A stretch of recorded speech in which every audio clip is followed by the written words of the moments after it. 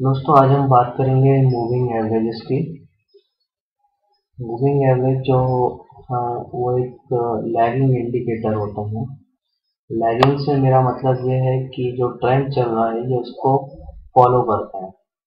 जो भी ट्रेंड है ये उसके पीछे चलता है और इसका हम यूज़ करते हैं कि ये ट्रेंड कंटिन्यू हो रहा है या ट्रेंड खत्म हो गया है ये पता लगाने के लिए। तो चलिए हम देखते हैं मूविंग एवरेज को। इस समय ये मैंने एक मूविंग एवरेज अप्लाई किया है 50 डे मूविंग एवरेज।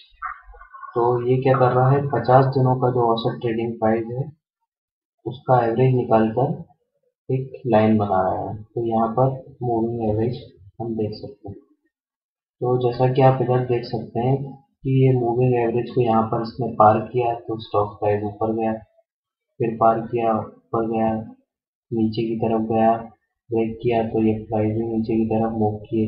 यहाँ पर एक अच्छा उसने ऊपर की तरफ मूवमेंट किया, प्राइस को ब्रेक किया, उसके बाद ये ऊपर की तरफ चलता गया। तो यहाँ हम देखते हैं कि सिर्फ यहाँ पर इसने ब्रेक डाउन लिया, नीचे गया और फिर उसको टच किया लेकिन उसको क्रॉस नहीं किया, उसके बाद फिर नीचे गया। तो मूविंग एवरेजेस को हम ट्रेडिंग डिसीजन लेने के लिए भी यूज कर सकते हैं कि कब हमें लॉन्ग जाना है, कब हमें शॉर्ट जाना है।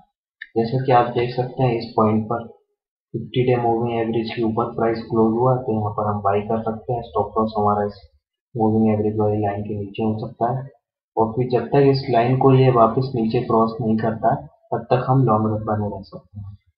तो अगर इस पॉइंट पर हम मूविंग एवरेज को यूज करके अपना बाई करेंगे एक्सिस बैंक को यहाँ से करीब 1040 के लेवल पे, तो हम देखेंगे कि ये लगातार ऊपर गया और फिर हमारा सेल सिग्नल जो आया था करीब 1406 के ऊपर, यानी करीब करीब हमारे 400 पॉइंट्स का प्रॉफिट हुआ अगर हमने इस 50 डे मूविंग एवरेज को फॉलो किया होगा। इसी तरह से यहाँ पर हम देखें कि ये यहाँ पर मूविंग एवरेज के नीचे ट्रेड हुआ तो यहाँ पर हम शॉर्ट जा सकते हैं। उसके बाद हम देख सकते हैं कि प्राइस कंटिन्यूसली नीचे ट्रेड करते रहे और फिर बाद में ऊपर गए यहाँ इस लेवल पर। तो इस लेवल पर भी अगर हमने इस पोजीशन पे शॉर्ट किया होता और यहाँ पर हमारा एग्जिट कर रहा होता तो भी हम काफी अच्छे प्रॉफिट में होते। तो मूविंग एवरेज को हम ट्रेडिंग डिसीजन लेने के लिए यूज कर सकते हैं। मूविंग एवरेज की प्रॉब्लम यह है कि इनमें फॉल्स सिग्नल्स काफी जनरेट होते हैं। आप जितना ज़्यादा छोटा मूविंग एवरेज यूज करेंगे उतने ज़्यादा इसमें फॉल्स सिग्नल जनरेट होंगे। जैसा कि आप यहाँ पर देख सकते हैं, यहाँ पर एक बाई का सिग्नल आया, थोड़ा सा ऊपर मूवमेंट गया, फिर सेल का सिग्नल आया लेकिन फिर इमीडिएटली ऊपर गया। तो यहाँ पर हम देख सकते हैं कि इस पॉइंट पर अगर हमने मूविंग एवरेज के बेस पर लॉन्ग या शॉर्ट गए होते तो हमें कोई खास प्रॉफिट नहीं होता और हो सकता है हमें लॉस भी होता है। तो फॉल्स सिग्नल्स जो होते हैं इसमें काफ़ी आते हैं, तो उससे हमें बचना है। उससे बचने का एक अच्छा तरीका यह है कि हम छोटे मूविंग एवरेज ना यूज़ करें। जैसा कि अभी अगर हम ये 21 डेज मूविंग एवरेज यूज़ करें तो हम देखेंगे यहाँ पर बहुत ही ज़्यादा फॉल्स सिग्नल आए, फिर यहाँ पर अच्छा चला और ये हुआ। अभी अगर हम बात करें 100 डे मूविंग एवरेज की, इसमें हम देखेंगे फॉल्स सिग्नल बहुत ही कम आए हैं। यहाँ पर सिर्फ एक बाई सिग्नल आया, उसके बाद सेल सिग्नल इधर आया। ऊपर भी अगर हम यहाँ पर प्रॉफिट बुकिंग करें तो भी हम प्रॉफिट में हैं। इसी तरह से फिर ये गया ऊपर की तरफ और कंटिन्यूसली ऊपर मूव करता गया और बाई सेल सिग्नल फिर यहाँ पर आया, फिर इधर आया।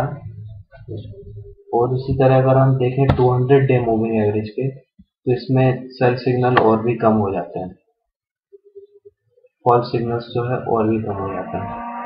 और डेली चार्ट्स को हम देखेंगे तो इसमें फॉल्स सिग्नल्स आने की प्रोबेबिलिटी काफ़ी बढ़ जाती है। वहीं अगर हम वीकली चार्ट्स को देखेंगे और उसमें ये मूविंग एवरेजेस अप्लाई करेंगे तो वहाँ पर फॉल्स सिग्नल्स आने की प्रोबेबिलिटी और कम हो जाती है। तो हमें जितना दूर का चार्ट चूज करेंगे, जितना बड़ा चार्ट चूज करेंगे उतना ज़्यादा हम अच्छे ट्रेड कर सकते हैं। जैसे यहाँ पर आप देख रहे हैं मैंने ये 100 डे मूविंग एवरेजेस अप्लाई किया वीकली चार्ट पे। यहाँ पर एक बाई सिग्नल आया, ऊपर तक गए हम, नीचे गए, फिर इधर गए, लेकिन अभी तक इसने नीचे की तरफ ब्रेक डाउन नहीं दिया। चलिए कुछ और चार्ट देखते हैं। ये हमारे पास है ITC का चार्ट, इसका हम डेली चार्ट देखते हैं। और यहाँ पर मैं अभी इस समय कई मूविंग एवरेज एक साथ अप्लाई करूँगा। जैसे कि आप देख सकते हैं मैंने 50 डे मूविंग एवरेज भी अप्लाई किया, 200 डे भी और 100 डे भी। तो जो आदमी शॉर्ट टर्म व्यू रखता है वो छोटे मूविंग एवरेजेस यूज कर सकता है। जो थोड़ा मीडियम टर्म का आउटलुक रखता है वो थोड़ा बड़ा, और जो लॉन्ग टर्म का आउटलुक रखता है वो और बड़ा मूविंग एवरेज यूज कर सकता है। तो यहाँ अगर हम देखें 50 डे मूविंग एवरेज को ITC के चार्ट में, तो यहाँ पर कुछ फॉल्स सिग्नल्स जनरेट हुए। यहाँ पर सेल का आया पर इमीडिएटली स्टॉक में बाउंस किया। यहाँ पर भी फॉल्स सिग्नल आया, यहाँ पर भी फॉल्स सिग्नल आया, और यहाँ पर भी आया। तो 3-4 जगह फॉल्स सिग्नल आया। वहीं अगर हम 100 डे मूविंग एवरेज का यूज करें तो हम देखेंगे यहाँ पर इस पॉइंट पर बाई सिग्नल आया, उसके बाद सेल सिग्नल सिर्फ इस पॉइंट पर आया, जो भी फॉल्स सिग्नल था क्योंकि प्राइस ऊपर गया इमीडिएटली, और उसके बाद यहाँ पर आया। तो अगर हम देखें 50 डे में हमें पास 4 से 5 फॉल्स सिग्नल आए, लेकिन 100 डे में हमारे पास सिर्फ 2 ही फॉल्स सिग्नल आए।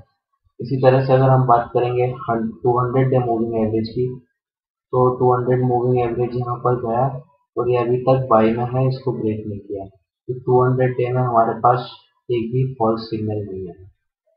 तो कहने का मतलब यह है कि जितना बड़ा हमारा मूविंग एवरेज होगा उतने कम हमारे पास फॉल्स सिग्नल आएंगे। और दूसरी बात जो गौर करने वाली है कि मूविंग एवरेज हम कौन सा यूज करें। कुछ लोग 10 डेज यूज करते हैं, कुछ 13, कुछ 50, कुछ 20, इस तरीके से। तो ये कोई रूल नहीं है कि आपको 50 डे यूज करना है, ये कुछ आप अपनी इच्छा के अनुसार आप कोई भी मूविंग एवरेज यूज कर सकते हैं। पर जनरली जो पॉपुलर मूविंग एवरेज है, जो ऑल ओवर द वर्ल्ड अधिकतर टेक्निकल एनालिस्ट यूज करते हैं, वो है 20 डेज, 13 डेज, 50 डेज, 100 डेज और 200 डेज। इसके अलावा आप अपने हिसाब से वेरिएशंस भी कर सकते हैं, और जो आपको ठीक लगे वो भी आप यूज कर सकते हैं। तो उम्मीद है दोस्तों आपको मूविंग एवरेजेस समझ में आ गया होगा, और इसके बेस पर कैसे हम ट्रेड कर सकते हैं ये भी आपने समझ लिया होगा। वीडियो देखने के लिए बहुत बहुत धन्यवाद।